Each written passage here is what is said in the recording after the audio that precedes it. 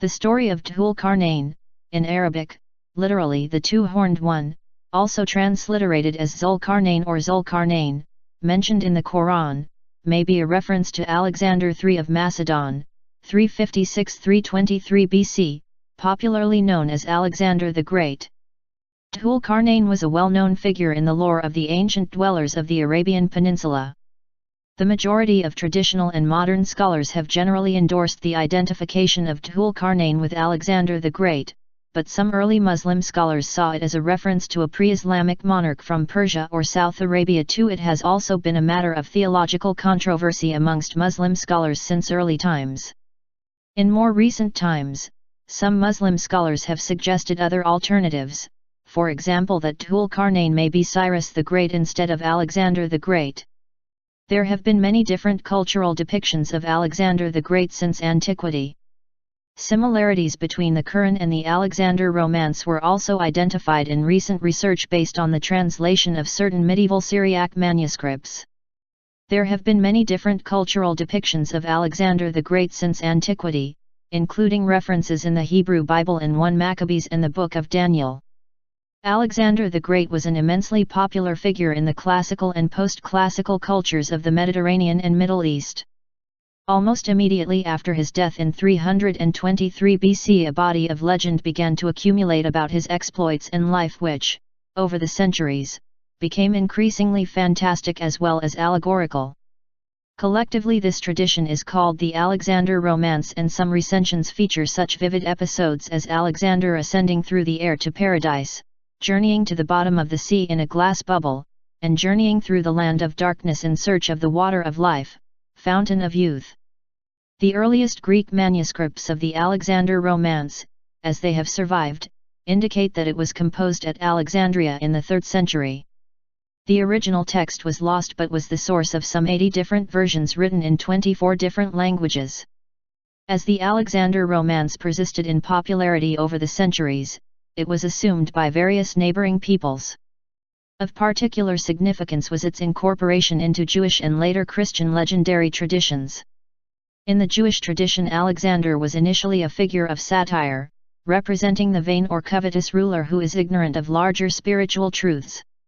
Yet their belief in a just, all-powerful God forced Jewish interpreters of the Alexander tradition to come to terms with Alexander's undeniable temporal success. Why would a just, all-powerful God show such favor to an unrighteous ruler? This theological need, plus acculturation to Hellenism, led to a more positive Jewish interpretation of the Alexander legacy. In its most neutral form, this was typified by having Alexander show deference to either the Jewish people or the symbols of their faith. In having the great conqueror thus acknowledge the essential truth of the Jews' religious, intellectual, or ethical traditions, the prestige of Alexander was harnessed to the cause of Jewish ethnocentrism. Eventually Jewish writers would almost completely co-opt Alexander, depicting him as a righteous Gentile or even a believing monotheist. The Christianized peoples of the Near East, inheritors of both the Hellenic as well as Judaic strands of the Alexander Romance, further theologized Alexander until in some stories he was depicted as a saint. The Christian legends turned the ancient Greek conqueror Alexander III into Alexander the believing king, implying that he was a believer in monotheism. Eventually elements of the Alexander Romance were combined with biblical legends such as Gog and Magog. During the period of history during which the Alexander Romance was written, little was known about the true historical Alexander the Great, as most of the history of his conquests had been preserved in the form of folklore and legends. It was not until the Renaissance, 1300 to 1600 AD, that the true history of Alexander III was rediscovered. Since the death of Alexander the Great in 323 BC, there has been no age in history, whether in the West or in the East, in which his name and exploits have not been familiar. And yet not only have all contemporary records been lost, but even the work based on those records, though written some 4.5 centuries after his death, the Anabasis of Orion, was totally unknown to the writers of the Middle Ages and became available to Western scholarship only with the revival of learning the Renaissance. The perpetuation of Alexander's fame through so many ages and amongst so many peoples is due in the main to the innumerable recensions and transmogrifications of a work known as the Alexander Romance or Pseudo-Callisthenes. The legendary Alexander material originated as early as the time of the Ptolemaic dynasty, 305 BC to 30 BC, and its unknown authors are sometimes referred to as the Pseudo-Callisthenes, not to be confused with Callisthenes of Olynthus, who was Alexander's official historian. The earliest surviving manuscript of the Alexander Romance, called the Alpha recension, can be dated to the 3rd century AD and was written in Greek in Alexandria. There have been many theories regarding the date and sources of this curious work, the Alexander Romance. According to the most recent authority, it was compiled by a Greco-Egyptian writing in Alexandria about AD 300. The sources on which the anonymous author drew were twofold. On the one hand, he made use of a romanticized history of Alexander of a highly rhetorical type depending on the Clitarchus tradition, and with this he amalgamated a collection of imaginary letters derived from an epistolary romance of Alexander written in the 1st century BC. He also included 2 long letters from Alexander to his mother Olympias and his tutor Aristotle describing his marvelous adventures in India and at the end of the world. These are the literary expression of a living popular tradition and as such are the most remarkable and interesting part of the work. The Greek variants of the Alexander Romance continued to evolve until, in the 4th century, the Greek legend was translated into Latin by Julius Valerius Alexander Ptolemaeus, where it is called the Residential Gesti Alexandri Magni, and from Latin it spread to all major vernacular languages of Europe in the Middle Ages. Around the same as its translation into Latin, the Greek text was also translated into the Syriac language, and from Syriac it spread to Eastern cultures and languages as far afield as China and Southeast Asia. The Syriac legend was the source of an Arabic variant called the Qisas Dhul-Qarnain, Tales of Dhul-Qarnain, and a Persian variant called the Iskandarnama, Book of Alexander, as well as Armenian and Ethiopic translations. The version recorded in Syriac is of particular importance because it was current in the Middle East during the time of the Quran's writing and is regarded as being closely related to the literary and linguistic origins of the story of Dhul-Qarnain in the Quran. The Syriac legend, as it has survived, consists of 5 distinct manuscripts, including a Syriac Christian religious legend concerning Alexander and a sermon about Alexander attributed to the Syriac poet-theologian Jacob of Syrup, 451 to 521 AD, also called Mar Jacob. The Syriac Christian legend concentrates on Alexander's journey to the end of the world, where he constructs the gates of Alexander to enclose the evil nations of Gog and Magog, while the sermon describes his journey to the land of darkness to discover the water of life, fountain of youth. These legends concerning Alexander are remarkably similar to the story of Dhul-Qarnain found in the Quran. One of the 5 Syriac manuscripts, as it has survived, can be dated to between 629 AD and 636 AD. There is evidence in the manuscript of X-Even-2 knowledge of the Khazar invasion of Armenia in AD 629, which suggests that the manuscript must have been burdened with additions by a redactor sometime around 629 AD. The manuscript appears to have been composed as propaganda in support of Emperor Heraclius, 575 to 641 AD, shortly after he defeated the Persians in the Byzantine-Sassanid War of 602–628.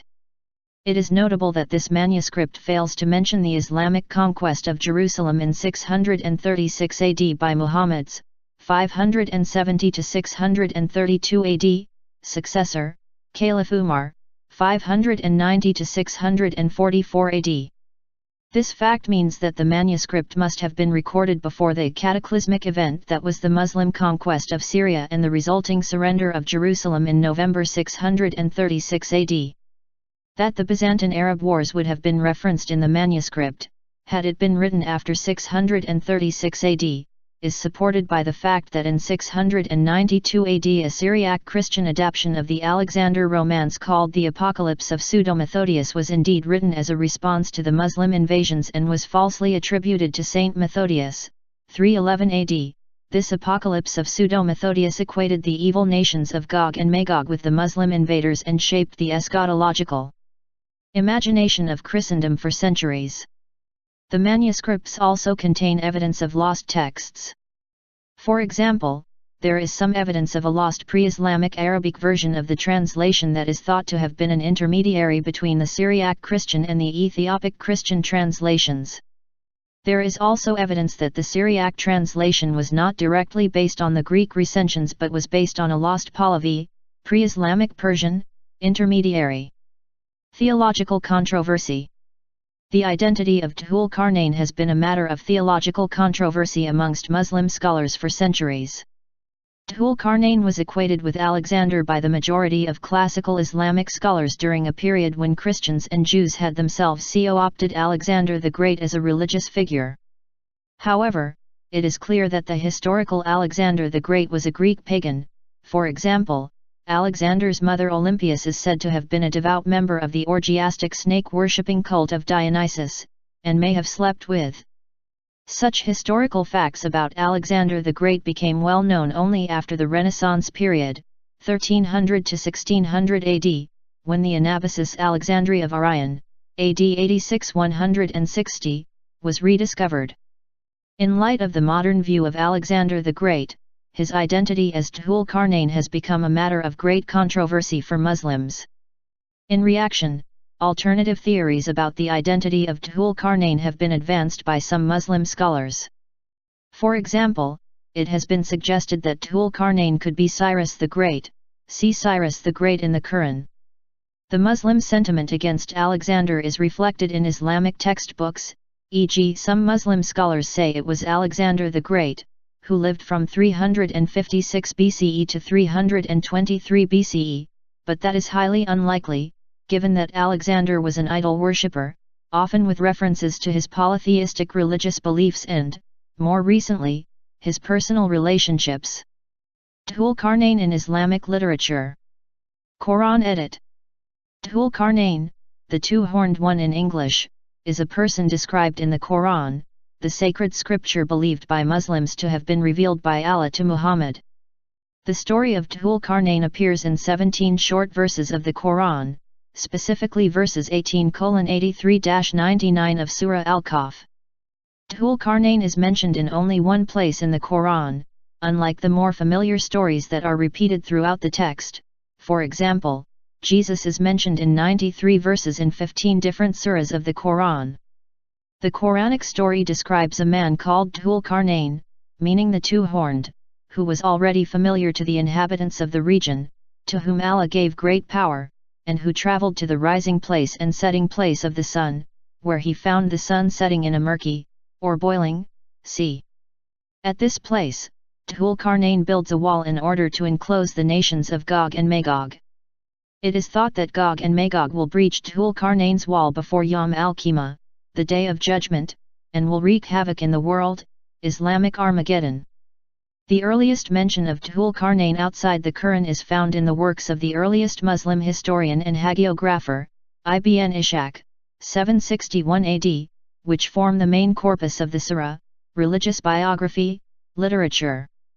Ibn Ishaq's surah reports that the 18th chapter of the Quran, which includes the story of Dhul-Qarnain, was revealed to Muhammad by God on account of some questions posed to Muhammad by the rabbis. The verse was revealed during the Meccan period of Muhammad's life.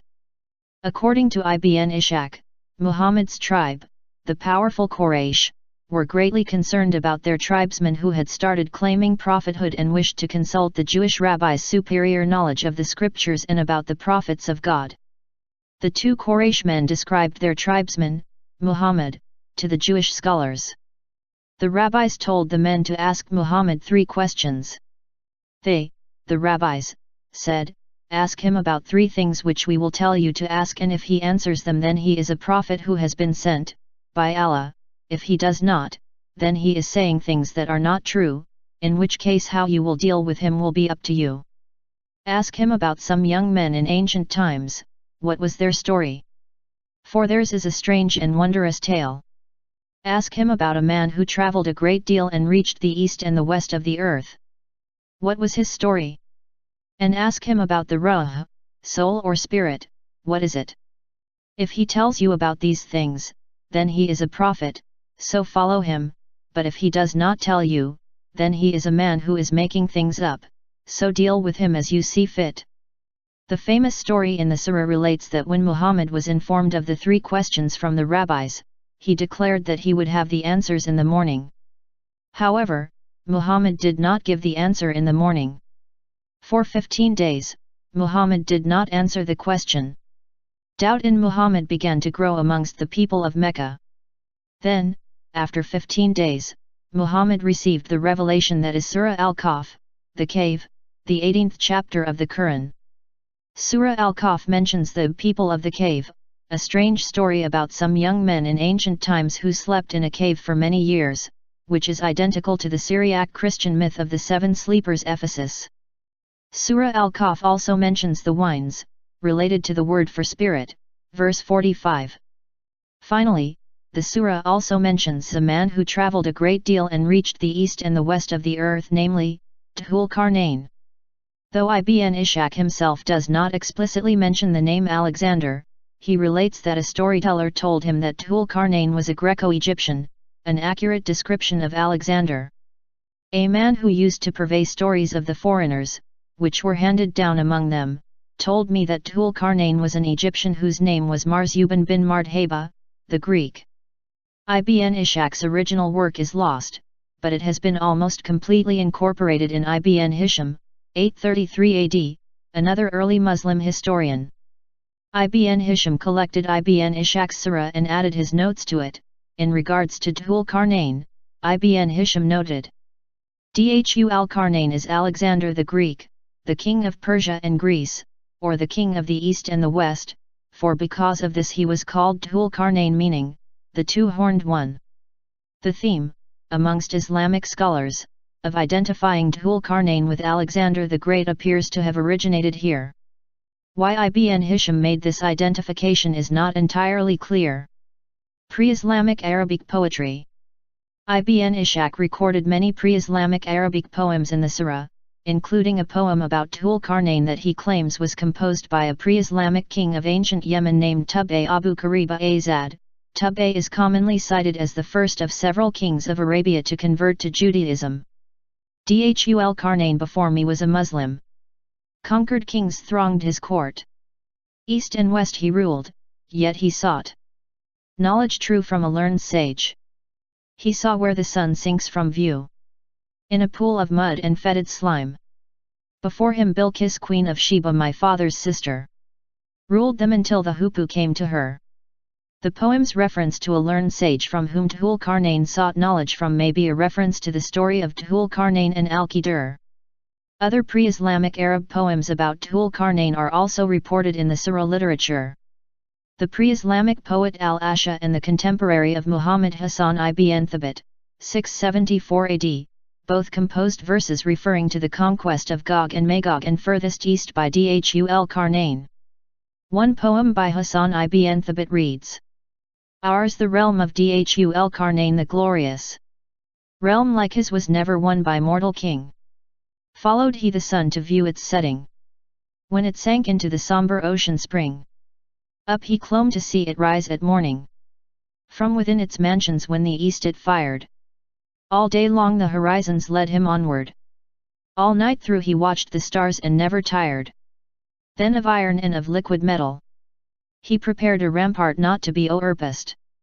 Gog and Magog there he threw in prison, till on judgment day they shall awake at last. Tafsir.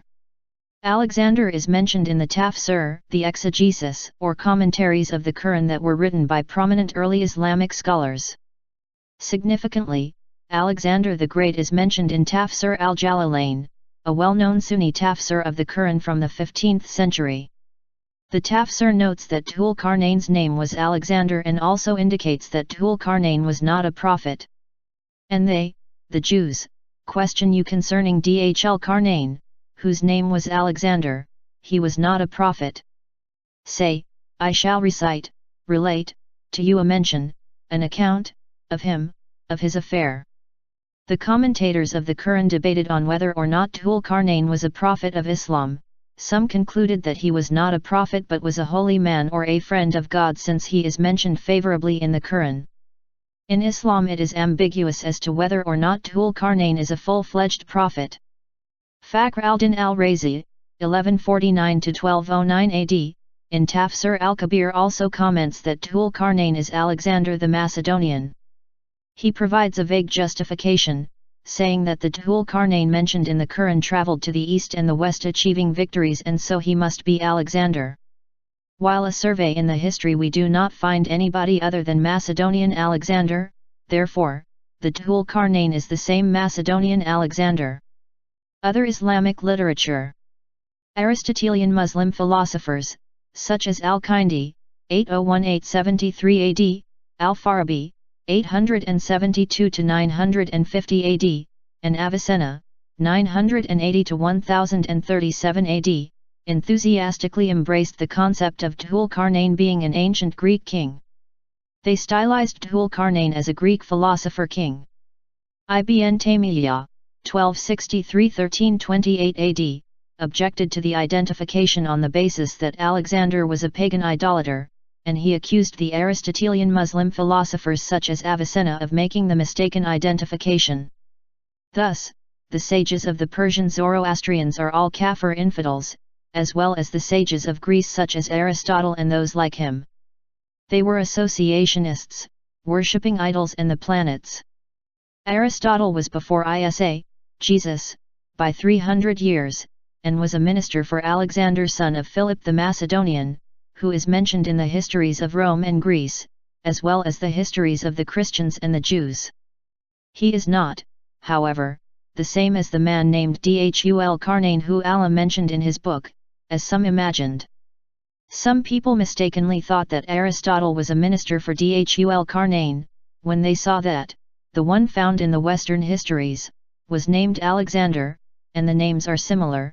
They thought that they were one and the same man. This mistaken view has been promulgated by Ibn Sina, Avicenna and some others with him. The Egyptian historian al-Makhrizi, 1364–1442 AD, claimed in his book Al-Kotate that Dhul-Qarnain was a Yemenite king named Sab and wrote, "Those who claim that he Dhul-Qarnain was Iranian, Roman, or that he was Alexander of Macedon, are wrong." The mystic Ibn Arabi, d. 638–1240, allegorically interpreted the figure of Dhul-Qarnain as the heart which controls the left and right sides of the body. In recent times, Abdullah Yusuf Ali, 1872–1953 AD, supported the notion of Dhul-Qarnain being Alexander the Great, and he indicated an extensive knowledge of the legends concerning Alexander. Another suggestion was made that, Quranic Zulqarnain was an ancient king of Persia. A king of Persia is referred to as a ram with two horns in the book of Daniel, 8:3, in the Old Testament. But in the same book, the ram with the two horns was smitten, cast down to the ground, and stamped upon by a he-goat with one horn, 8:7-8. But there is nothing in our literature to suggest that Zulqarnain came to any such ignominious end. If it is argued that it was some old prehistoric Persian king who built the iron gates, 18:96, to keep out the Gog and Magog tribes, 18:94, this is no identification at all. Another suggestion made is that it was some old prehistoric Himyarite king from Yemen, about whom nothing else is known. This, again, is no identification at all. Personally, I have not the least doubt that Zulqarnain is meant to be Alexander the Great, the historic Alexander, and not the legendary Alexander. In his commentary of the Quran, Abul Alam Maududi, 1903–1979 AD, noted that historically most Muslim scholars had endorsed the identification of Dhul-Qarnain with Alexander the Great, but recent commentators have forwarded an alternative theory that Dhul-Qarnain is Cyrus the Great. The identification of Zulqarnain has been a controversial matter from the earliest times. In general, the commentators have been of the opinion that he was Alexander the Great, but the characteristics of Zulqarnain described in the Quran are not applicable to him. However, now the commentators are inclined to believe that Zulqarnain was Cyrus, an ancient king of Iran. We are also of the opinion that probably Zulqarnain was Cyrus, but the historical facts, which have come to light up to this time, are not sufficient to make any categorical assertion. Philological evidence edit. Philologists, studying ancient Christian legends about Alexander the Great, have come to conclude that the Quran's stories about Dhul-Qarnain closely parallel certain legends about Alexander the Great found in ancient Hellenistic and Christian writings. There is some numismatic evidence, in the form of ancient coins, to identify the Arabic epithet Dhul-Qarnain with Alexander the Great. There is also a long history of monotheistic religions co-opting the historical Alexander. Finally, ancient Christian Syriac and Ethiopic manuscripts of the Alexander romance from the Middle East have been found which closely resemble the story in the Quran. This leads to the theologically controversial conclusion that Quran refers to Alexander in the mention of Dhul-Qarnain. The literal translation of the Arabic phrase Dhul-Qarnain, as written in the Quran, is the two-horned. Alexander the Great was portrayed with two horns in ancient Greek depictions of Alexander. It is well known that already in his own time Alexander was portrayed with horns according to the iconography of the Egyptian god Ammon. The Egyptian god Ammon-Ra was depicted with ram horns. Rams were considered a symbol of virility due to their rutting behavior. The horns of Ammon may have also represented the east and west of the earth, and one of the titles of Ammon was the two-horned.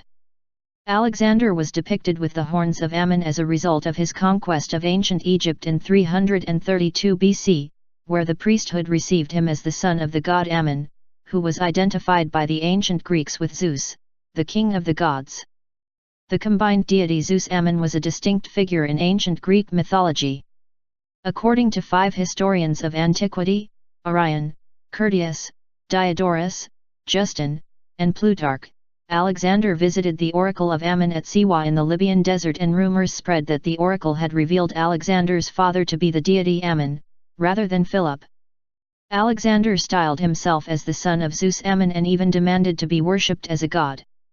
He seems to have become convinced of the reality of his own divinity and to have required its acceptance by others. The cities perforce complied, but often ironically, the Spartan decree read, "Since Alexander wishes to be a god, let him be a god." Ancient Greek coins, such as the coins minted by Alexander's successor Lysimachus, 360 to 281 BC, depict the ruler with the distinctive horns of Ammon on his head. Archaeologists have found a large number of different types of ancient coins depicting Alexander the Great with two horns. The 4th century BC silver tetradrachman, 4 drachma, coin, depicting a deified Alexander with two horns, replaced the 5th century BC Athenian silver tetradrachman, which depicted the goddess Athena, as the most widely used coin in the Greek world. After Alexander's conquests, the drachma was used in many of the Hellenistic kingdoms in the Middle East, including the Ptolemaic kingdom in Alexandria. The Arabic unit of currency known as the dirham, known from pre-Islamic times up to the present day, inherited its name from the drachma. In the late 2nd century BC, silver coins depicting Alexander with ram horns were used as a principal coinage in Arabia and were issued by an Arab ruler by the name of Abil who ruled in the southeastern region of the Arabian Peninsula. In 1971, Ukrainian archaeologist B.M. Mozolevsky discovered an ancient Scythian kurgan, burial mound, containing many treasures. The burial site was constructed in the 4th century BC near the city of Orjonikidze and is given the name Tofsta Mohyla, another name is Babina Mogila. Amongst the artifacts excavated at this site were 4 silver gilded phaera, ancient Roman military medals. 2 of the 4 medals are identical and depict the head of a bearded man with 2 horns, while the other 2 medals are also identical and depict the head of a clean-shaven man with 2 horns. According to a recent theory, the bearded figure with horns is actually Zeus-Ammon and the clean-shaved figure is none other than Alexander the Great. Alexander has also been identified, since ancient times, with the horned figure in the Old Testament in the prophecy of Daniel 8 who overthrows the kings of Media and Persia. In the prophecy, Daniel has a vision of a ram with 2 long horns and verse 20 explains that the ram which thou sawest having 2 horns is the kings of Media and Persia. Josephus 37-100 AD, in his Antiquities of the Jews 11:8-5 tells of a visit that Alexander is purported to have made to Jerusalem, where he met the high priest Jadwa and the assembled Jews, and was shown the book of Daniel in which it was prophesied that some one of the Greeks would overthrow the empire of Persia. Alexander believed himself to be the one indicated, and was pleased. The pertinent passage in Daniel would seem to be 8:3-8, which tells of the overthrow of the two-horned ram by the one-horned goat, the one horn of the goat being broken in the encounter. The interpretation of this is given further. The ram which thou sawest that had the two horns, they are the kings of Media and Persia. And the rough he-goat is the king of Greece. This identification is accepted by the Church Fathers. The Christian Syriac version of the Alexander Romance, in the Sermon by Jacob of Syrup, describes Alexander as having been given two horns of iron by God. The legend describes Alexander, as a Christian king, bowing himself in prayer, saying, O God! I know in my mind that thou hast exalted me above all kings, and thou hast made me horns upon my head, wherewith I might thrust down the kingdoms of the world. I will magnify thy name, O Lord, forever. And if the Messiah, who is the Son of God Jesus, comes in my days, I and my troops will worship him. In Christian Alexander legends written in Ethiopic, an ancient South Semitic language, between the 14th and the 16th century, Alexander the Great is always explicitly referred to using the epithet the two-horned.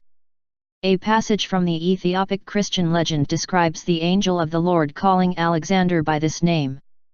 Then God, may he be blessed and exalted, put it into the heart of the angel to call Alexander two-horned. And Alexander said unto him, Thou didst call me by the name two-horned, but my name is Alexander, and I thought that thou hadst cursed me by calling me by this name. The angel spake unto him, saying, O man, I did not curse thee by the name by which thou and the works that thou doest are known.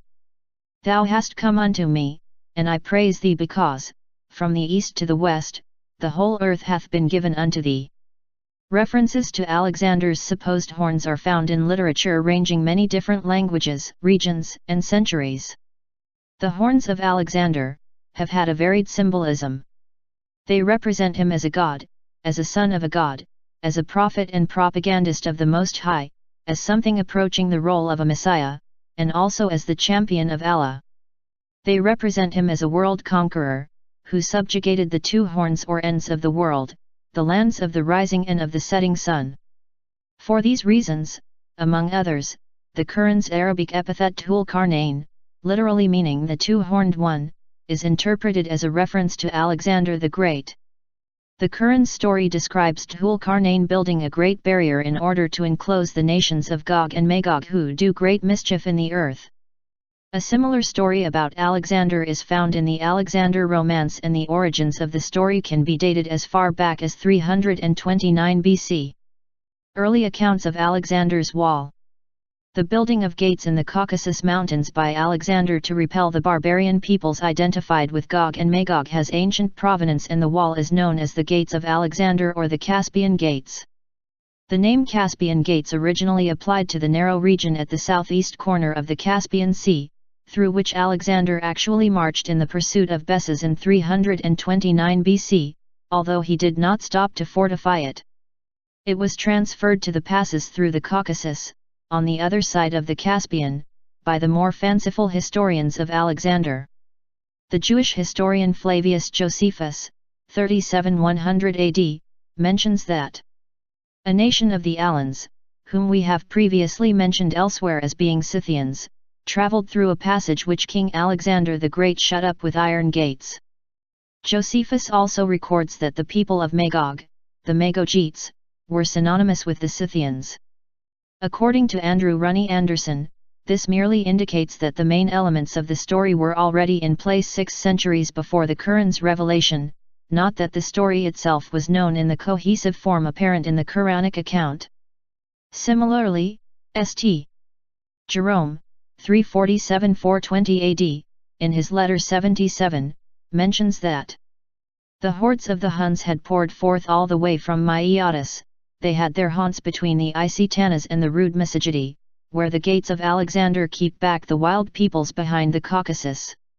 In his commentary on Ezekiel, 38:2, Jerome identifies the nations located beyond the Caucasus Mountains and near Lake Maeotis as Gog and Magog.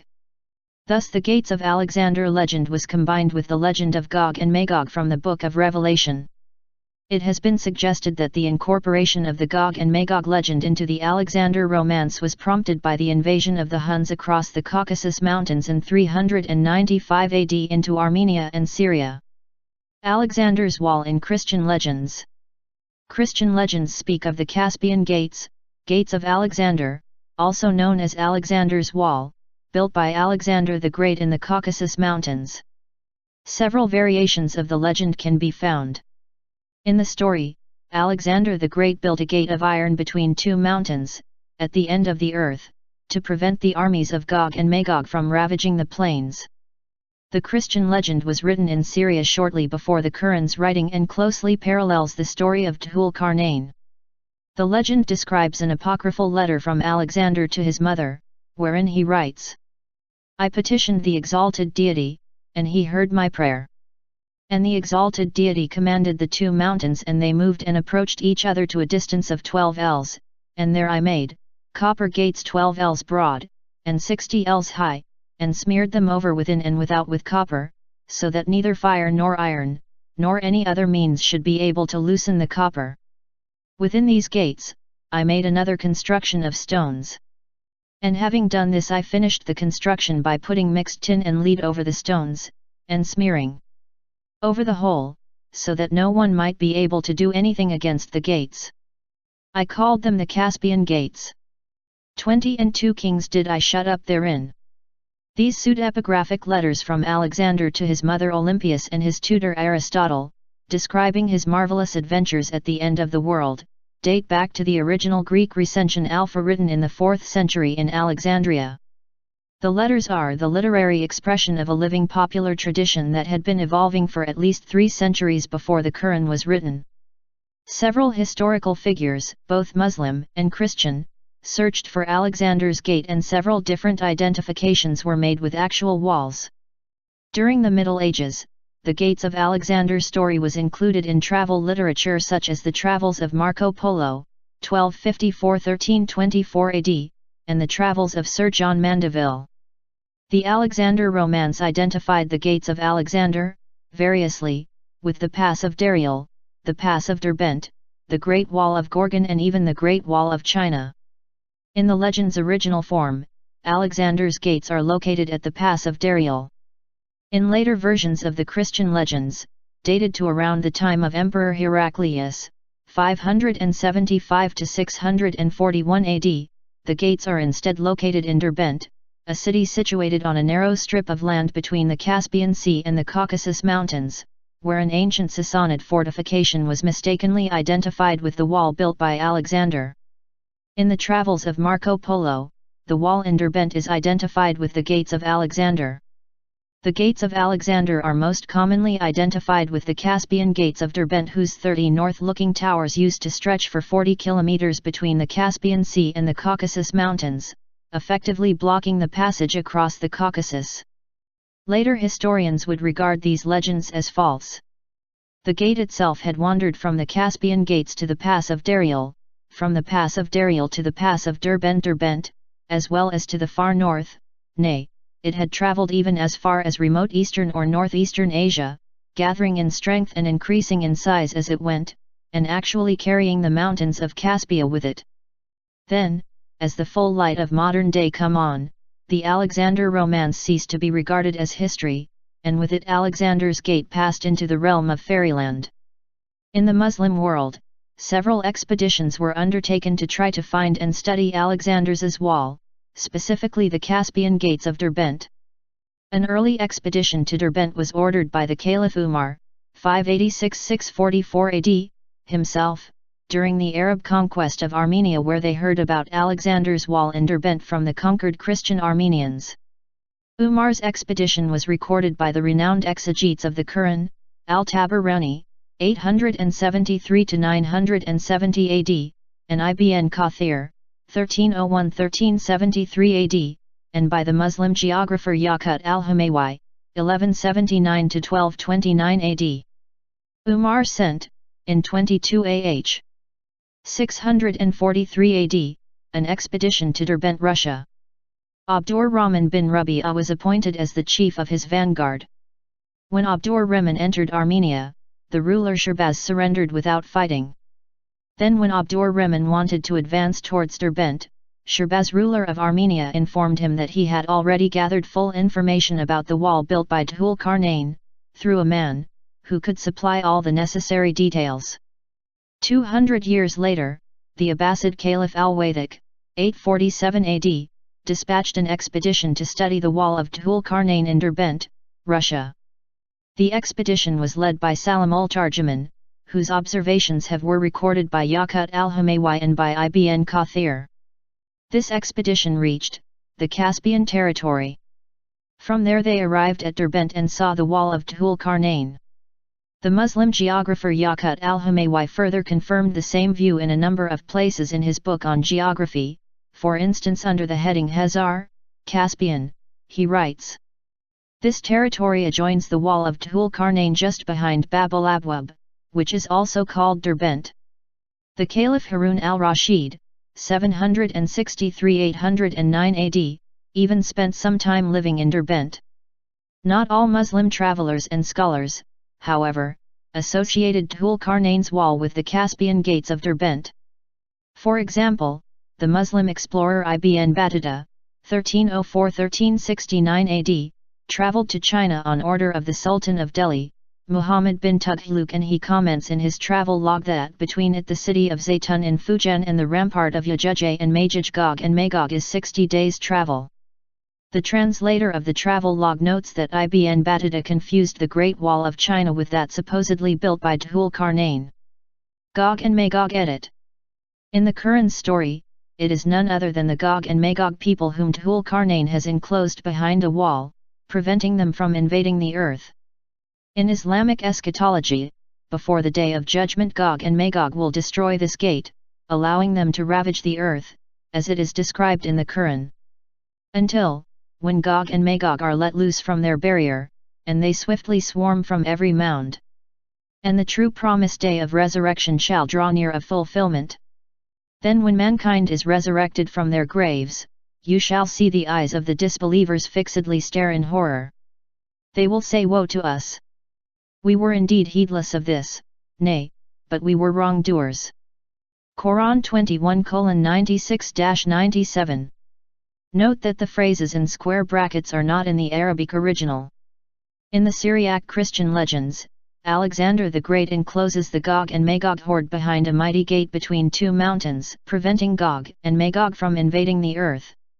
In addition, it is written in the Christian legend that in the end times God will cause the gate of Gog and Magog to be destroyed, allowing the Gog and Magog horde to ravage the earth. The Lord spake by the hand of the angel, saying, "The gate of the north shall be opened on the day of the end of the world, and on that day shall evil go forth on the wicked. The earth shall quake, and this door gate which thou Alexander hast made be opened, and anger with fierce wrath shall rise up on mankind, and the earth shall be laid waste. And the nations that is within this gate shall be roused up, and also the host of Agog and the peoples of Magog. Gog and Magog shall be gathered together. These peoples, the fiercest of all creatures." The Christian Syriac legend describes a flat earth orbited by the sun and surrounded by the Paropamisadi, Hindu Kush, mountains. The Paropamisadi mountains are in turn surrounded by a narrow tract of land which is followed by a treacherous ocean sea called Okeanos. It is within this tract of land between the Paropamisadi mountains and Okeanos that Alexander encloses Gog and Magog, so that they could not cross the mountains and invade the earth. The legend describes the old wise men explaining this geography and cosmology of the earth to Alexander, and then Alexander setting out to enclose Gog and Magog behind a mighty gate between a narrow passage at the end of the flat earth. The old men say, "Look, my lord the king, and see a wonder, this mountain which God has set as a great boundary." King Alexander the son of Philip said, "How far is the extent of this mountain?" The old men say, "Beyond India it extends in its appearance." The king said, "How far does this side come?" The old men say, "Unto all the end of the earth." And wonder seized the great king at the counsel of the old men. And he had it in his mind to make there a great gate. His mind was full of spiritual thoughts, while taking advice from the old men, the dwellers in the land. He looked at the mountain which encircled the whole world. The king said, "Where have the hosts of Gog and Magog come forth to plunder the land and all the world from of old?" They show him a place in the middle of the mountains, a narrow pass which had been constructed by God. Flat earth beliefs in the early Christian church varied, and the fathers of the church shared different approaches. Those of them who were more close to Aristotle and Plato's visions, like Origen, shared peacefully the belief in a spherical earth. A second tradition, including Saint Basil and Saint Augustine, accepted the idea of the round earth and the radial gravity, but in a critical way. In particular, they pointed out a number of doubts about the antipodes and the physical reasons of the radial gravity. However, a flat earth approach was more or less shared by all the fathers coming from the Syriac area, who were more inclined to follow the letter of the Old Testament. Diodore of Tarsus, 390 AD, Cosmas Indicopleustes, 6th century, and Chrysostom, 347–407 AD, belonged to this flat earth tradition. Medieval accounts of Gog and Magog. In the Christian Alexander Romance literature, Gog and Magog were sometimes associated with the Khazars, a Turkic people who lived near the Caspian Sea. In his 9th century work Expositio in Mattheum Evangelistum, the Benedictine monk Christian of Stavelot refers to the Khazars as Hunnic descendants of Gog and Magog, and says they are circumcised and observing all the laws of Judaism. The Khazars were a Central Asian people with a long association with Judaism. A Georgian tradition, echoed in a chronicle, also identifies the Khazars with Gog and Magog, stating they are wild men with hideous faces and the manners of wild beasts, eaters of blood. Early Muslim scholars writing about Dhul-Qarnain also associated Gog and Magog with the Khazars. Ibn Kathir, 1301–1373 AD, the famous commentator of the Quran, identified Gog and Magog with the Khazars who lived between the Black and Caspian Sea in his work Al-Bidayah al-Nihayat, the beginning and the end. The Muslim explorer Ahmad ibn Fadlan, in his travelogue regarding his diplomatic mission in 921 AD to Volga Bulgars, a vassal of the Khazarian Empire, noted the beliefs about Gog and Magog being the ancestors of the Khazars. Thus Muslim scholars associated the Khazars with Dhul-Qarnain just as the Christian legends associated the Khazars with Alexander the Great. A peculiar aspect of the story of Dhul-Qarnain, in the Quran, is that it describes Dhul-Qarnain traveling to the rising place of the sun and the setting place of the sun, where he saw the sun sets into a murky, or boiling, spring of water, or mud. Dhul-Qarnain also finds a people living by the rising place of the sun, and finds that these people somehow have no shelter. In his commentary of the Quran, Ibn Kathir, 1301–1373 AD, explains that verse 18:89 is referring to the furthest point that could be traveled west. Until, when he reached the setting place of the sun, means, he followed a route until he reached the furthest point that could be reached in the direction of the sun's setting, which is the west of the earth. As for the idea of his reaching the place in the sky where the sun sets, this is something impossible, and the tales told by storytellers that he traveled so far to the west that the sun set behind him are not true at all. Most of these stories come from the myths of the people of the book Jews and Christians and the fabrications and lies of their heretics. In this commentary Ibn Kathir differentiates between the end of the, presumably flat, earth and the supposed place in the sky where the sun sets, the resting place of the sun. Ibn Kathir contends that Dhul-Qarnain did reach the farthest place that could be travelled west but not the resting place of the sun, and he goes on to mention that the people of the book, Jews and Christians, tell myths about Dhul-Qarnain travelling so far beyond the end of the earth that the sun was behind him. This shows that Ibn Kathir was aware of the Christian legends, and it suggests that Ibn Kathir considered Christian myths about Alexander to be referring to the same figure as the Dhul-Qarnain mentioned in the Quran. A similar theme is elaborated upon in several places in the Islamic hadith literature, in Sahih al-Bukhari and Sahih Muslim. It is narrated, that the Messenger of Allah one day said, "Do you know where the sun goes?" They replied, "Allah and his apostle know best." He, the Holy Prophet, observed, "Verily it, the sun, glides till it reaches its resting place under the throne of Allah." Then it falls prostrate and remains there until it is asked, "Rise up and go to the place whence you came," and it goes back and continues emerging out from its rising place. The setting place of the sun is also commented on by Al-Tabari, 838–923 AD, and Al-Qurtubi, 1214–1273 AD, and, like Ibn Kathir, they showed some reservations towards the literal idea of the sun setting in a muddy spring but held to the basic theme of Dhul-Qarnain reaching the ends of the earth. The later Islamic scholar Imam al-Suyuti, 1445–1505 AD, also maintained that the earth is flat. That the earth must be spherical was known since at least the time of Pythagoras, 570–495 BC, but this knowledge did not reach ancient folklore such as the Alexander romance where Alexander travels to the ends of a flat earth. It is notable that, unlike the Babylonians, Greeks, and Indians, the pre-Islamic Arabs had no scientific astronomy.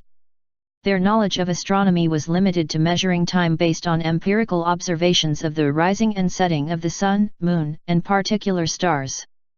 This area of astronomical study was known as Anwa and continued to be developed after Islamization by the Arabs. Astronomy in medieval Islam began in the 8th century and the first major Muslim work of astronomy was Zij al-Sind written in 830 by al-Khwarizmi. The work is significant as it introduced the Ptolemaic system into Islamic sciences. The Ptolemaic system was ultimately replaced by the Copernican system during the scientific revolution in Europe. The place of the sun's rising is over the sea, and the people who dwell there, when he is about to rise, flee away and hide themselves in the sea, that they be not burnt by his rays, and he passes through the midst of heaven to the place where he enters the window of heaven, and wherever he passes there are terrible mountains, and those who dwell there have caves hollowed out in the rocks, and as soon as they see the sun passing over them, men and birds flee away from before him and hide in the caves. And when the sun enters the window of heaven, it straightway bows down and makes obeisance before God his Creator, and he travels and descends the whole night through the heavens, until at length he finds himself where the sun rises. So the whole camp mounted, and Alexander and his troops went up between the fetid sea and the bright sea to the place where the sun enters the window of heaven, for the sun is the servant of the Lord, and neither by night nor by day does he cease from his traveling. The Christian legend is much more detailed than the Quran's version and elaborates at length about the cosmology of the earth that is implied by the story. Alexander said to them, the nobles, "This thought has arisen in my mind, and I am wondering what is the extent of the earth, and how high the heavens are, and upon what the heavens are fixed. Now this I desire to go and see, upon what the heavens rest, and what surrounds all creation." The nobles answered and said to the king, "As to the thing, my lord, which thy majesty desires to go and see, namely, upon what the heavens rest, and what surrounds the earth, the terrible seas which surround the world will not give thee a passage, because there are 11 bright seas, on which the ships of men sail, and beyond these there is about 10 miles of dry land, and beyond these 10 miles there is the fetid sea, Okeanos, the ocean, which surrounds all creation. Men are not able to come near to this fetid sea. Its waters are like poison, and if men swim therein, they die at once." This ancient motif of a legendary figure traveling to the end of earth is also found in the Epic of Gilgamesh, which can be dated to c. 2000 BC, making it one of the earliest known works of literary writing. In the epic poem, in Tablet 9, Gilgamesh sets out on a quest for the water of life to seek immortality. Gilgamesh travels far to the east, to the mountain passes at the ends of the earth where he grapples and slays monstrous mountain lions, bears and others. Eventually he comes to the twin peaks of Mount Mashu at the end of the earth, from where the sun rises from the other world, the gate of which is guarded by 2 terrible scorpion beings. They allow him to proceed through the gate after Gilgamesh convinces them to let him pass, stating his divinity and desperation, and he travels through the dark tunnel where the sun travels every night. Just before the sun is about to catch up with him, and with the north wind and ice lashing him, he reaches the end. The world at the end of the tunnel is a bright wonderland full of trees with leaves of jewels. The 17th chapter of the apocryphal Book of Enoch describes a journey to the far west where the fire of the west receives every setting of the sun and a river of fire empties into the great western sea. Chapters 72 to 80 describe the risings and settings of the sun through 12 portals of heaven in the east and west. The myth of a flat earth surrounded by an ocean into which the sun sets is also found in the Iliad, the famous epic poem written by Homer and dated to c. 900 BC.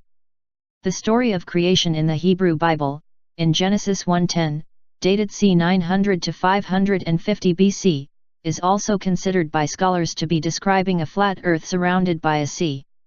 The ancient Greek historian Herodotus, 484–425 BC, also gave an account of the eastern end of the earth, in his descriptions of India. He reported that in India the sun's heat is extremely intense in the morning, instead of noon being the hottest time of day. It has been argued that he based this on his belief that since India is located at the extreme east of a flat earth, it would only be logical if the morning were unbearably hot due to the sun's proximity. The Quran and the Alexander romance both have it that Dhul Qarnain, or Alexander, travelled a great deal. In the Quran's story of Dhul Qarnain, God gave him unto everything a road, or more literally, we gave him the means of everything. 18:84, he travels as far as the ends of the earth, to the place on the earth where the sun sets, the west, and the place on the earth where the sun rises, the east. The Quran portrays him traveling to the setting of the Sunday. Muslim interpretations of these verses are varied, but classical Muslim scholars seem to have been of the opinion that Dhul Qarnain's journey was real, not allegorical, and that Dhul Qarnain's wall is also a real, physical wall somewhere on earth. In the Christian legends, Alexander travels to the places of the setting and rising of the sun, and this is meant to say that he traveled to the ends of the flat earth and thus he had traversed the entire world. This legendary account served to convey the theme of Alexander's exploits as a great conqueror. Alexander was indeed a great conqueror, having ruled the largest empire in ancient history by the time he was 25 years old. However, the true historical extent of Alexander's travels are known to be greatly exaggerated in legends. For example, legend has it that upon reaching India, said Alexander truly, then, all the inhabited world is mine. West, north, east, south, there is nothing more for me to conquer. Then he sat down and wept because there were not other worlds for him to conquer. In reality, while Alexander did travel a great deal, he did not travel further west than ancient Libya and did not travel further east than the fringes of India. According to historians, Alexander invaded India following his desire to reach the ends of the world and the great outer sea. However, when he reached the Hyphasis River in the Punjab in 326 BC, his army nearly mutinied and refused to march further east, exhausted by years of campaigning. Alexander's desire to reach the ends of the earth was instilled by his tutor Aristotle. Alexander derived his concept of Asia from the teaching of Aristotle, for whom the inhabited earth was surrounded by the Great Sea Ocean, and was divided into three areas, Europe, Libya, and Asia. Thus the earth was not round but flat, and Asia was limited on the west by the Tanas, Don, the inland sea and the Nile, and on the east by India and the Great Sea. He was mistaken in supposing that from the ridge of the Paropamisadi, Hindu Kush, one would see the outer sea and that India was a small peninsula running east into that sea. This view of the world taught by Aristotle and followed by Alexander is apparent in Aristotle's Meteorologica, a treatise on earth sciences where he discusses the length and width of the inhabited earth. However, Aristotle knew that the earth is spherical and even provided observational proof of this fact. Aristotle's cosmological view was that the earth is round, but he prescribed to the notion of an inhabited earth, surrounded by the ocean, and an uninhabited earth, though exactly how much of this was understood by his student Alexander the Great is not known. Surah Al-Kahf has also been linked to the Alexander romance through a second story. The Quran verses 18:60-82, which immediately precede the story of Dhul Qarnain, mention the story of Al-Qidr and a fish that miraculously comes to life. It has been theorized that the Quran's story was influenced by the story of the water of life, fountain of youth, mentioned in Eastern versions of the Alexander romance. In some Islamic traditions, Al-Qidr, literally the Green One, an enigmatic figure in Islam, is the cousin or servant of Alexander or Dhul-Qarnain. Citation needed. There are several versions of the Persian Alexander romance in which Al-Qidr figures as a servant of Dhul-Qarnain or Alexander the Great. In one version, Al-Qidr and Dhul-Qarnain cross the land of darkness to find the water of life. Dhul-Qarnain gets lost looking for the spring, but Qidr finds it and gains eternal life. In the Iskandarnama by an anonymous author, Qidr is asked by Dhul-Qarnain to lead him and his armies to the water of life. Qidr agrees, and eventually stumbles upon the water of life on his own. The Quran's story is about Moses and Al-Qidr, though the classical Islamic scholars showed some disagreement over whether or not Moses in this story is Moses of the Israelites. In the Quran's story, this Moses goes with a servant, identified as Joshua in Hadith, to the junction of the two seas. A certain fish, which they presumably had been carrying with them, in an amazing way makes its way to the sea. When the servant tells Moses this, they retrace their steps. They then meet one of God's servants, traditionally called Al-Qidr, although not named in the Quran, who puts Moses to a test of patience in which Moses must travel with Al-Qidr but not ask any questions. Al-Qidr cracks a hole in a vessel endangering its passengers, then he murders a boy, and then rebuilding a wall each time causing Moses to break his silence. Al-Qidr explains how each of his lawless acts was for a greater good and Moses fails the test of patience. The Quranic story is remarkably similar to Jewish folklore concerning Elijah. In the Jewish tale, Rabbi Joshua ben Levi asks to join the prophet Elijah in his wanderings. Elijah grants the rabbi's wish on the condition that he refrain from asking any questions about any of the prophet's actions. He agrees and they begin their journey. Elijah carries out lawless acts, like Al-Qidr in the Quran, and similarly the rabbi breaks his silence and demands an explanation. The story in the Quran is summarized in a hadith of Sahih al-Bukhari.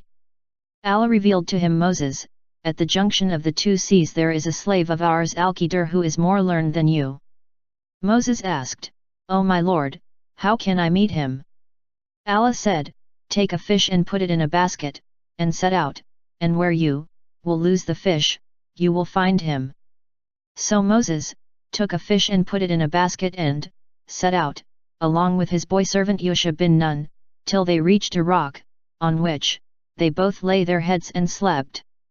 The fish moved vigorously in the basket and got out of it and fell into the sea, and there it took its way through the sea, straight, as in a tunnel.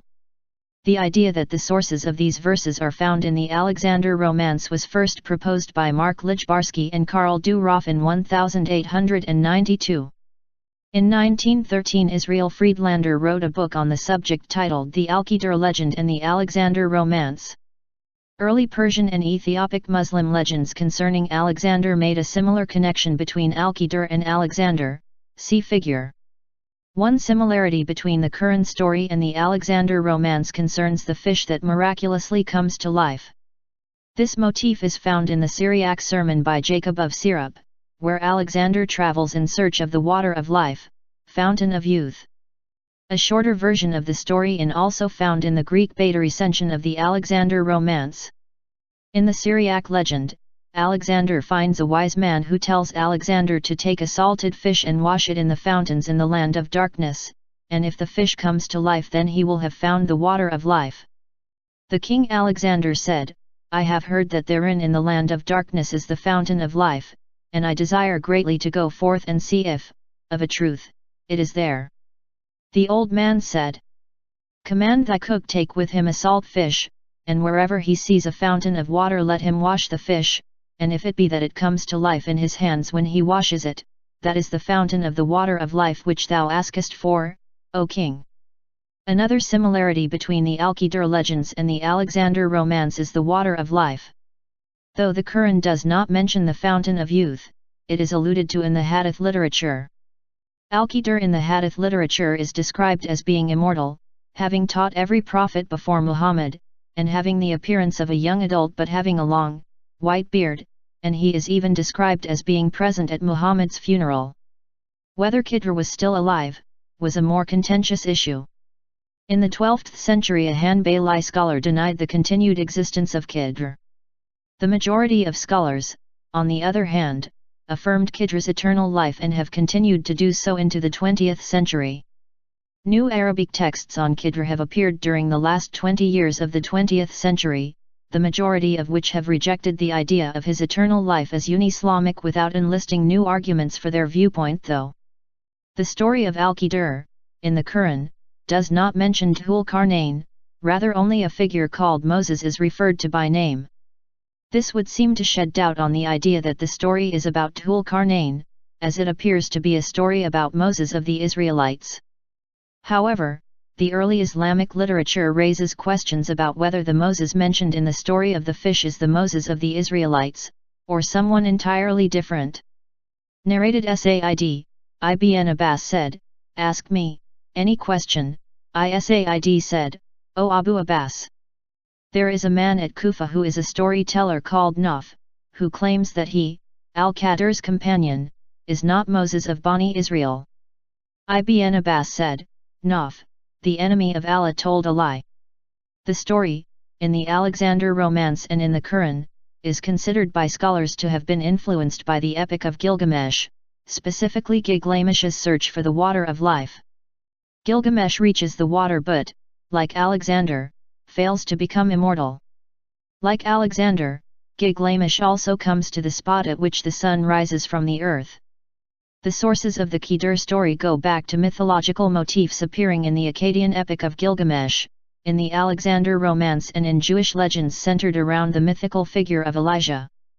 The story as it is told by the Quran interweaves several narrative motifs, the test of patience, the quest for the spring of life, and so on. The identification of the servant of God with Al-Qidr is attested to in traditions from the Prophet, which may be the reason why it is rarely contested by Muslim commentators. There is less exegetical unanimity about whether the Moses mentioned here is the Egyptian Moses or not. A peculiar aspect of the story in the Quran is that Al-Qidr is found at a distant place called the Junction of the Two Seas. This is believed by secular scholars to be a reference to the end of the world, where the sun rises from the outer ocean sea. The Junction of the Two Seas is mentioned in several places in the Quran. He, Allah, is the one who has let free the two bodies of flowing water, one sweet and palatable, and the other salty and bitter. And He has made between them a barrier and a forbidding partition. Quran 25:53. This has been compared to the ancient Akkadian myth of the Abzu, the name for a freshwater underground sea that was given a religious quality in Sumerian and Akkadian mythology. Lakes, springs, rivers, wells, and other sources of fresh water were thought to draw their water from the Abzu underground sea, while the ocean that surrounded the world was a saltwater sea. This underground sea is called Tihum in the Hebrew Bible. For example, Genesis 49:25 says, "Blessings of the heavens above, and Tihum lying beneath." Wensinck explains, thus it appears that the idea of there being a sea of sweet water under our earth, the ancient Tihum, which is the source of springs and rivers, is common to the Western Semites. These two bodies of water are also depicted as deities in the Babylonian creation myth, the Enuma Elish, where Abzu is deity of the freshwater ocean and Tiamat is the deity of the saltwater ocean. The Enuma Elish begins, "When above the heavens did not yet exist nor the earth below, Apsu the freshwater ocean was there, the first, the begetter, and Tiamat, the saltwater sea, she who bore them all, they were still mixing their waters, and no pasture land had yet been formed, nor even a reed marsh." Similarly in Greek mythology, the world was surrounded by Oceanus, the world ocean of classical antiquity. Oceanus was personified as the god Titan, whose consort was the aquatic sea goddess Tethys. It was also thought that rainfall was due a third ocean above the firmament of the sky. A vast reservoir above the firmament of the sky is also described in the Genesis creation narrative. A comprehensive understanding of the Earth's water cycle did not exist until The Origins of Springs was written by Pierre Perrault in 1674 AD. Alexander the Great features prominently in early Arabic literature. There are many surviving versions of the Alexander Romance in Arabic that were written after the conquest of Islam. It is also thought that pre-Islamic Arabic versions of the Alexander Romance may have existed. The earliest surviving Arabic narrative of the Alexander Romance was composed by Umara ibn Zayd, 767 to 815 AD. In the tale, Alexander travels a great deal, builds the wall against Gog and Magog, searches for the water of life, fountain of youth, and encounters angels who give him a wonderstone that both weighs more than any other stone but is also as light as dust. This wonderstone is meant to admonish Alexander for his ambitions and indicate that his lust for conquest and eternal life will not end until his death. The story of the wonderstone is not found in the Syriac Christian legend, but is found in Jewish Talmudic traditions about Alexander as well as in Persian traditions. A South Arabian Alexander legend was written by the Yemenite traditionist Wahb ibn Munabbih, 732 AD, and this legend was later incorporated in a book by Ibn Hisham, 833 AD, regarding the history of the Himyarite kingdom in ancient Yemen. In the Yemenite variation, Dhul-Qarnain is identified with an ancient king of Yemen named Tuba, rather than Alexander the Great, but the Arabic story still describes the story of Alexander's wall against Gog and Magog and his quest for the water of life. The story also mentions that Dhul-Qarnain, Tuba, visited a castle with glass walls and visited the Brahmins of India. The South Arabian legend was composed within the context of the division between the South Arabs and North Arabs that began with the Battle of Marjrahid in 684 AD and consolidated over 2 centuries. The Alexander Romance also had an important influence on Arabic wisdom literature.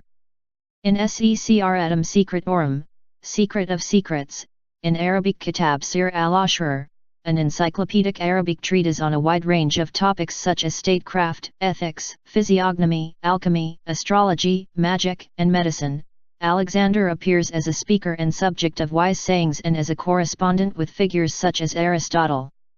The origins of the treatise are uncertain. No Greek original exists, though there are claims in the Arabic treatise that it was translated from the Greek into Syriac and from Syriac into Arabic by a well-known 9th century translator, Yahya ibn al-Bitrik, 815 AD. It appears, however, that the treatise was actually composed originally in Arabic. In another example of Arabic wisdom literature relating to Alexander, Ibn al-Nadim, 997 AD, refers to a work on divination titled The Drawing of Lots by Dhul-Qarnain and to a second work on divination by arrows titled The Gift of Alexander, but only the titles of these works have survived. Notably, the Abbasid Caliph al-Mutasim, 794 to 842 AD, had ordered the translation of the Thesaurus Alexandri, a work on elixirs and amulets, from Greek and Latin into Arabic. The Greek work Thesaurus Alexandri was attributed to Hermes, the great messenger of the gods in Greek mythology, and similarly contained supposed letters from Aristotle addressed to Alexander. A more direct Arabic translation of the Alexander Romance, called Sirat al-Iskandar, was discovered in Constantinople, at the Hagia Sophia, and is dated to the 13th century. This version includes the letter from Alexander to his mother about his travels in India and at the end of the world.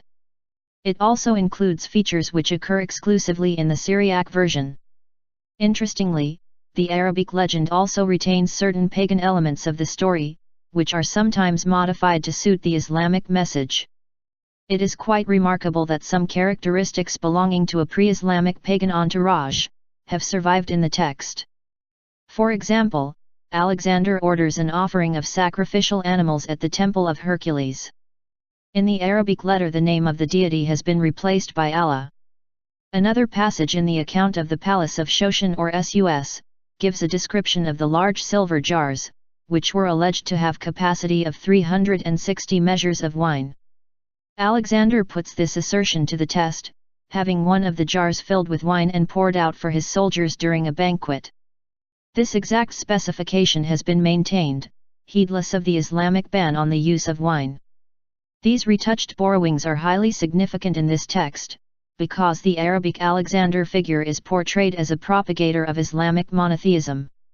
Another piece of Arabic Alexander literature is the Laments, or sayings, of the philosophers.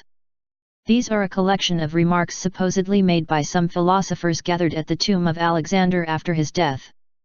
This legend was originally written in the 6th century in Syriac and was later translated into Arabic and expanded upon.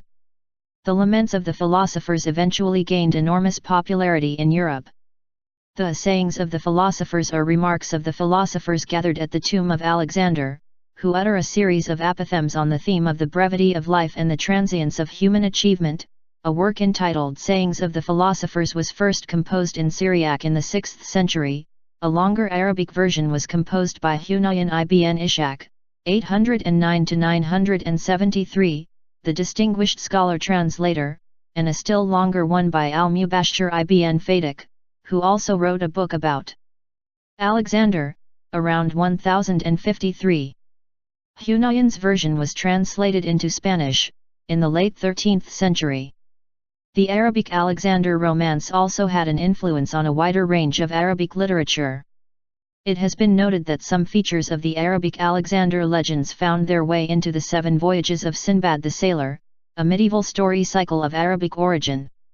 Sinbad, the hero of the epic, is a fictional sailor from Basra, living during the Abbasid Caliphate.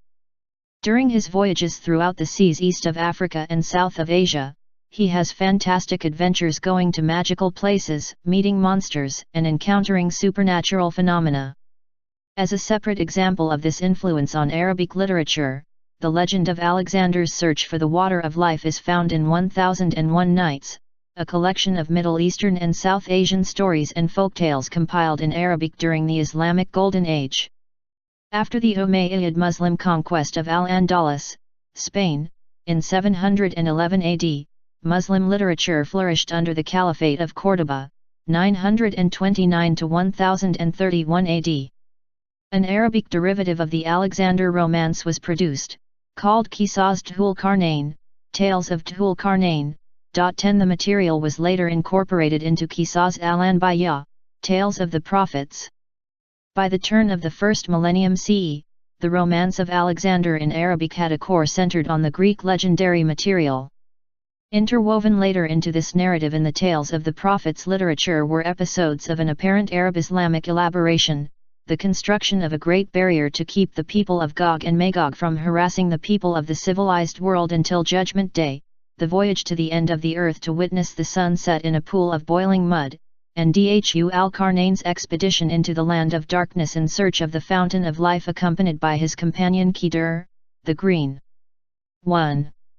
By 1236 AD, the Reconquista was essentially completed and Europeans had retaken the Iberian Peninsula from the Muslims, but the Emirate of Granada, a small Muslim vassal of the Christian Kingdom of Castile, remained in Spain until 1492 AD.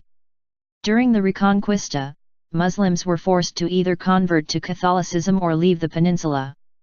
The descendants of Muslims who converted to Christianity were called the Moriscos, meaning more like, and were suspecting of secretly practicing Islam.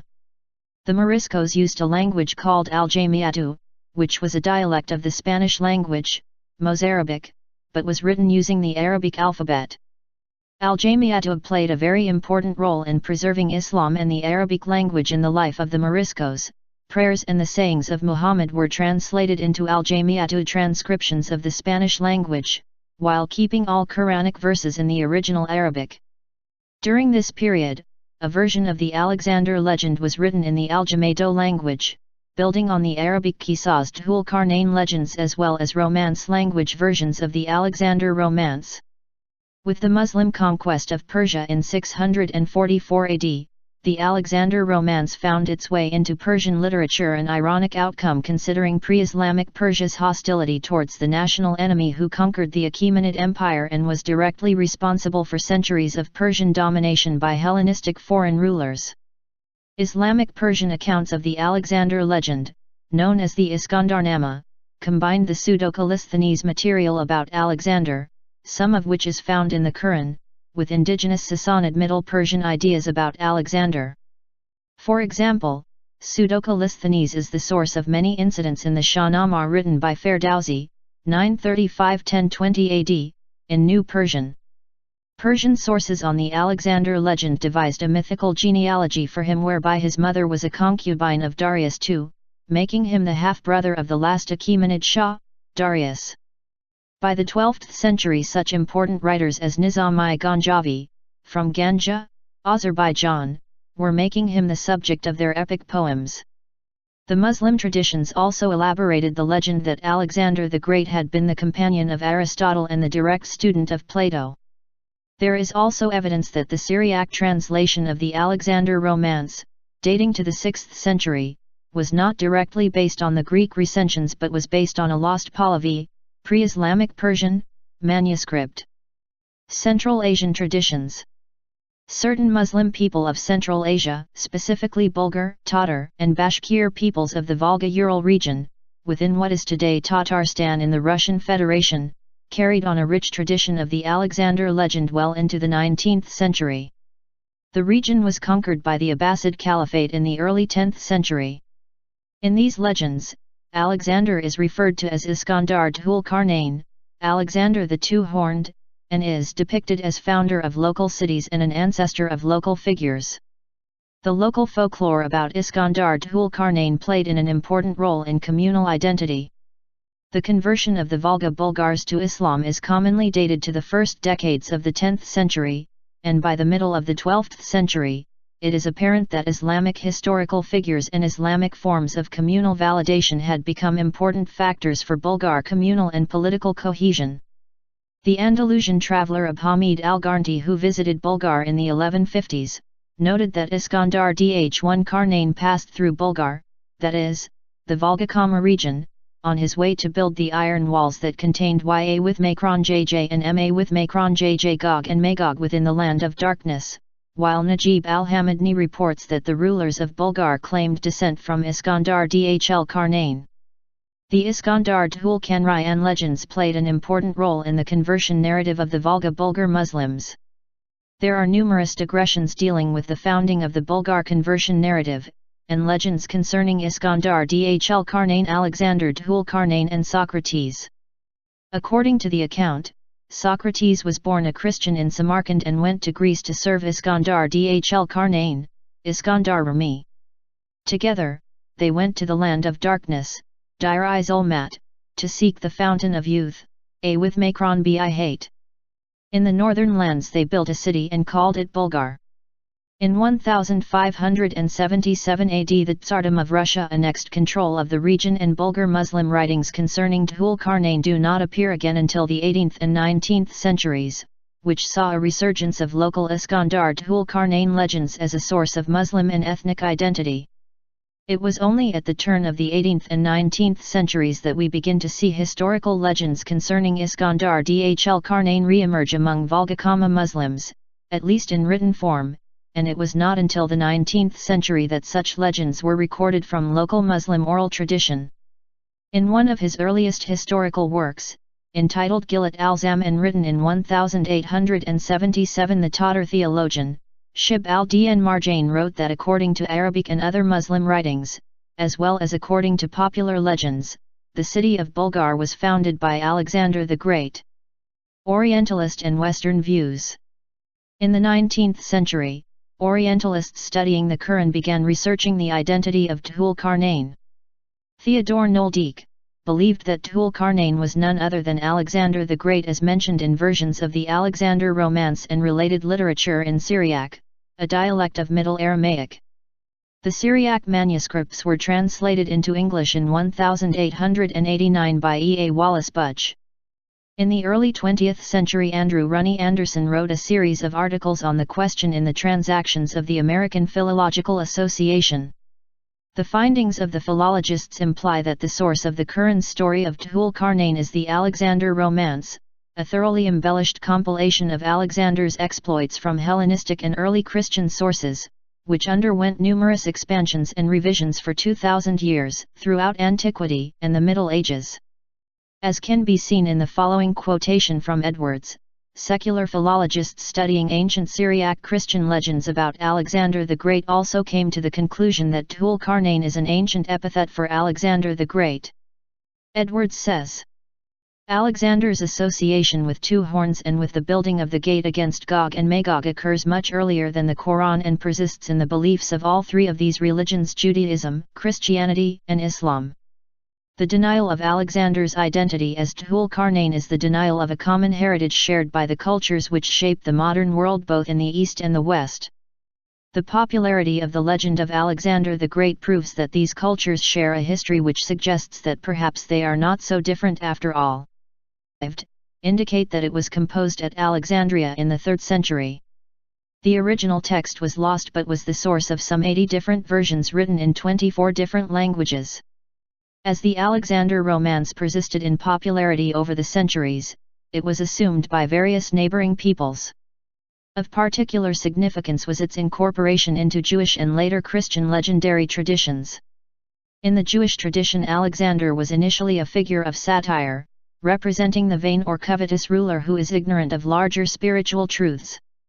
Yet their belief in a just, all-powerful God forced Jewish interpreters of the Alexander tradition to come to terms with Alexander's undeniable temporal success. Why would a just, all-powerful God show such favor to an unrighteous ruler? This theological need, plus acculturation to Hellenism, led to a more positive Jewish interpretation of the Alexander legacy. In its most neutral form, this was typified by having Alexander show deference to either the Jewish people or the symbols of their faith. In having the great conqueror thus acknowledge the essential truth of the Jews' religious, intellectual, or ethical traditions, the prestige of Alexander was harnessed to the cause of Jewish ethnocentrism. Eventually Jewish writers would almost completely co-opt Alexander, depicting him as a righteous Gentile or even a believing monotheist. The Christianized peoples of the Near East, inheritors of both the Hellenic as well as Judaic strands of the Alexander romance, further theologized Alexander until in some stories he was depicted as a saint. The Christian legends turned the ancient Greek conqueror Alexander III into Alexander the believing king, implying that he was a believer in monotheism.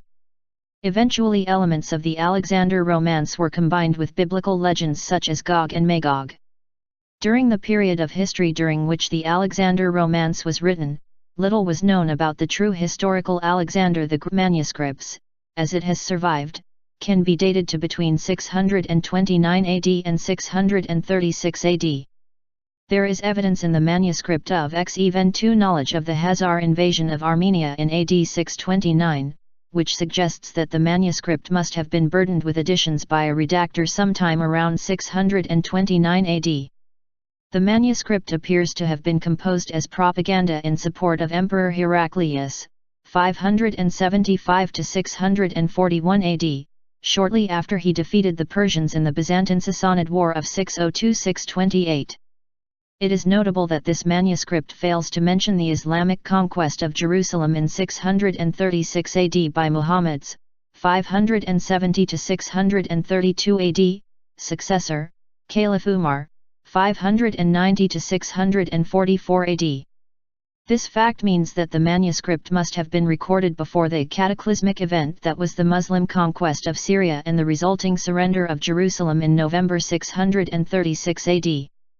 That the Byzantine Arab Wars would have been referenced in the manuscript, had it been written after 636 AD, is supported by the fact that in 692 AD a Syriac Christian adaptation of the Alexander romance called The Apocalypse of Pseudo-Methodius was indeed written as a response to the Muslim invasions and was falsely attributed to Saint Methodius, 311 AD. This apocalypse of Pseudo-Methodius equated the evil nations of Gog and Magog with the Muslim invaders and shaped the eschatological imagination of Christendom for centuries. The manuscripts also contain evidence of lost texts. For example, there is some evidence of a lost pre-Islamic Arabic version of the translation that is thought to have been an intermediary between the Syriac Christian and the Ethiopic Christian translations. There is also evidence that the Syriac translation was not direct. The story of Dhul Qarnain, in Arabic, literally the two-horned one, also transliterated as Zulqarnain or Zulqarnain, mentioned in the Quran, may be a reference to Alexander III of Macedon, 356–323 BC, popularly known as Alexander the Great. Dhul-Qarnain was a well-known figure in the lore of the ancient dwellers of the Arabian Peninsula. The majority of traditional and modern scholars have generally endorsed the identification of Dhul-Qarnain with Alexander the Great, but some early Muslim scholars saw it as a reference to a pre-Islamic monarch from Persia or South Arabia too. It has also been a matter of theological controversy amongst Muslim scholars since early times. In more recent times, some Muslim scholars have suggested other alternatives, for example that Dhul-Qarnain may be Cyrus the Great instead of Alexander the Great. There have been many different cultural depictions of Alexander the Great since antiquity. Similarities between the Quran and the Alexander Romance were also identified in recent research based on the translation of certain medieval Syriac manuscripts. There have been many different cultural depictions of Alexander the Great since antiquity, including references in the Hebrew Bible and 1 Maccabees and the Book of Daniel. Alexander the Great was an immensely popular figure in the classical and post-classical cultures of the Mediterranean and Middle East. Almost immediately after his death in 323 BC, a body of legend began to accumulate about his exploits and life which, over the centuries, became increasingly fantastic as well as allegorical. Collectively this tradition is called the Alexander Romance, and some recensions feature such vivid episodes as Alexander ascending through the air to paradise, journeying to the bottom of the sea in a glass bubble, and journeying through the land of darkness in search of the water of life, fountain of youth. The earliest Greek manuscripts of the Alexander Romance, as they have survived, long letters from Alexander to his mother Olympias and his tutor Aristotle describing his marvelous adventures in India and at the end of the world. These are the literary expression of a living popular tradition and as such are the most remarkable and interesting part of the work. The Greek variants of the Alexander Romance continued to evolve until, in the 4th century, the Greek legend was translated into Latin by Julius Valerius Alexander Ptolemaios, where it is called the Residential Gesti Alexandri Magni, and from Latin it spread to all major vernacular languages of Europe in the Middle Ages. Around the same as its translation into Latin, the Greek text was also translated into the Syriac language, and from Syriac it spread to Eastern cultures and languages as far afield as China and Southeast Asia. The Syriac legend was the source of an Arabic variant called the Qisas Dhul-Qarnain, Tales of Dhul-Qarnain, and a Persian variant called the Iskandarnama, Book of Alexander, as well as Armenian and Ethiopic translations. The version recorded in Syriac is of particular importance because it was current in the Middle East during the time of the Quran's writing and is regarded as being closely related to the literary and linguistic origins of the story of Dhul-Qarnain in the Quran. The Syriac legend, as it has survived, consists of 5 distinct manuscripts, including a Syriac Christian religious legend concerning Alexander and a sermon about Alexander attributed to the Syriac poet-theologian Jacob of Syrup, 451 to 521 AD, also called Mar Jacob. The Syriac Christian legend concentrates on Alexander's journey to the end of the world, where he constructs the gates of Alexander to enclose the evil nations of Gog and Magog, while the sermon describes his journey to the land of darkness to discover the water of life, fountain of youth. These legends concerning Alexander are remarkably similar to the story of Dhul-Qarnain found in the Quran. One of the 5 Syriac great, as most of the history of his conquests had been preserved in the form of folklore and legends. It was not until the Renaissance, 1300 to 1600 AD, that the true history of Alexander III was rediscovered.